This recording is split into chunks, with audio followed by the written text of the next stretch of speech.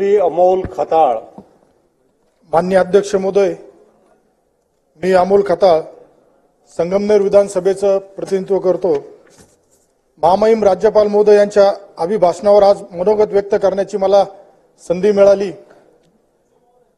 त्याबद्दल मी सर्वप्रथम आमच्या संगमनेर मतदारसंघातील मायबाप जनता तसेच महाराष्ट्र राज्याचे मुख्यमंत्री देवेंद्र फडणवीस साहेब, आमचे नेते एकनाथराव शिंदे साहेब, अजितदादा पवार साहेब तसेच मंत्री राधाकृष्ण विखे पाटील साहेब यांचे आभार मानतो व सभागृहातील सर्व नवनिर्वाचित सदस्य, मंत्रिमंडळातील सदस्य यांचे अभिनंदन करतो. आज राज्यपाल महोदयांच्या अभिभाषणावर मनोगत व्यक्त करण्याची संधी दिल्याबद्दल मी आपले सुद्धा आभार मानतो. महायुती सरकारने महात्मा फुले जीवनदायी आरोग्य योजनेचा लाभ सीमा भागातील मराठी बहुल 865 गावांमध्ये राबवण्याचा निर्णय घेतला. अतिशय चांगला निर्णय तो झाला आहे. महात्मा फुले जीवनदायी योजनेअंतर्गत राज्यातील सर्व भागातील जास्तीत जास्त नागरिकांना फायदा व्हावा, त्यांना आर्थिक खर्च करावा लागणार नाही याची काळजी घेत महायुती सरकारने राज्यातील ग्रामीण भागातील जास्तीत जास्त रुग्णालयाचा समावेश केला. त्याबद्दल मी सरकारचे अभिनंदन करतो. केंद्र सरकारने मराठी भाषेचा दर्जा दिला आहे, त्यामुळे 450 विद्यापीठामध्ये मराठी भाषेचा अभ्यास होणार आहे. त्याबद्दल मी देशाचे कर्तव्यदक्ष पंतप्रधान श्री नरेंद्रजी मोदी, गृहमंत्री अमितजी शाह, राज्याचे मुख्यमंत्री श्री देवेंद्रजी फडणवीस, उपमुख्यमंत्री एकनाथभाई शिंदे, अजितदादा पवार यांचे आभार मानतो. मराठी भाषेला अभिजात भाषेचा दर्जा मिळावा म्हणून जी समिती स्थापन केली होती त्या समितीचे अध्यक्ष ज्येष्ठ साहित्यिक व साहित्य अकादमी पुरस्कार प्राप्त प्राध्यापक रंगनाथ पठार हे माझ्या संगमनेर विधानसभा मतदारसंघातील प्रतिष्ठित नागरिक आहे, हे मला इथे नमूद करावे वाटते. मी ज्या मतदारसंघाचा आमदार आहे त्या मतदारसंघातील प्राध्यापक पठारे सरांच्या योगदानामुळे हा मान माझ्या मतदारसंघाला मिळाला, याचा लोकप्रतिनिधी म्हणून मला आनंद आहे. देशातील पहिले महिला धोरण महाराष्ट्र राज्याने स्वीकारले होते आणि महायुती सरकारने 4थ्या महिला धोरणाची घोषणा करून महायुती सरकारने खरोखरच महिलांचा सन्मान केला आहे. लाडक्या बहीण योजनेमुळे आज मला या सभागृहामध्ये बसता आलं. माझ्या तालुक्यामध्ये 1,35,126 एवढ्या लाडक्या बहिणींना आर्थिक लाभ देऊ शकलो, याचाही मला समाधान आहे.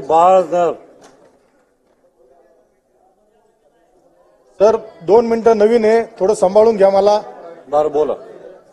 तसेच सर्व ग्रामपंचायतीचा विचार करून माननीय बाळासाहेब ठाकरे स्मृती मातोश्री ग्रामपंचायत बांधणी योजना असेल, शेतकरी यांचा विचार करून शेतकऱ्याला मागेल त्याला सौर कृषी पंप योजनेतून शेतकऱ्याचा विचार असेल, दुग्ध विकास टप्पा 2 असेल, मुख्यमंत्री बळीराजा मोफत योजना असेल, नमो शेतकरी मा सन्मान योजना असेल, या सगळ्या गोष्टीमुळे आज समाजातील प्रत्येक घटकाचा जो सन्मान केला गेला त्या सन्मानामुळे आज महायुती सरकार आपलं आलंय. त्या महायुती सरकारमुळे मला या सभागृहामध्ये येता आलं.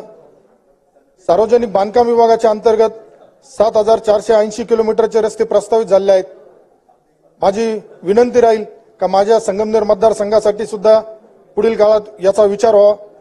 आमच्या संगमनेर मतदारसंघामध्ये पाण्याचा प्रश्न गंभीर असून शासनाने नुकताच वैनगंगा, गिरणा दमनगंगा, एकदरे गोदावरी, वैतरणा या 4 नदीजोड प्रकल्पांना प्रशासकीय मान्यता दिली, परंतु ती देताना सिन्नर तालुक्यामधील 17,960 हेक्टर क्षेत्र लाभ क्षेत्रात येत आहे. त्या लगतच माझ्या संगमनेरमधील तळेगाव, निमोण भागातील काही गावं वंचित राहिलेत.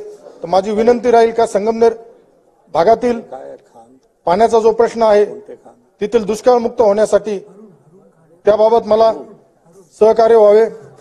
आज संगमनेरमध्ये जलजीवन योजना राज्यामध्ये मोठ्या प्रमाणात राबवली गेली, संगमनेरमध्ये सुद्धा मोठ्या प्रमाणात सुरू आहे, परंतु कामाचा दर्जा अतिशय निकृष्ट दर्जाचा आहे. त्यामुळे तेथे सुद्धा काहीतरी शासनाने गांभीर्याने विचार करावा. साकूर पाटाळ भागातील सुद्धा पाण्याचा प्रश्न गंभीर आहे.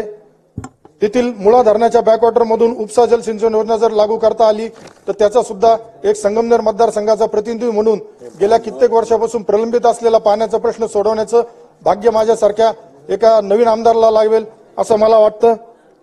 पर्यटन क्षेत्र जे महाराष्ट्र पर्यटन धोरण 2024 जाहीर झालंय त्यामध्ये राज्यातील आकाराने विस्तीर्ण सर्वात मोठ्या असणाऱ्या पिंगीर येथील वडाचं झाड याचं सुद्धा त्या वटवृक्षाचे संवर्धन, जतन व संगोपन यासह रोजगार निर्मितीसाठी पुढाकार घ्यावा अशी मी विनंती करेल. धन्यवाद.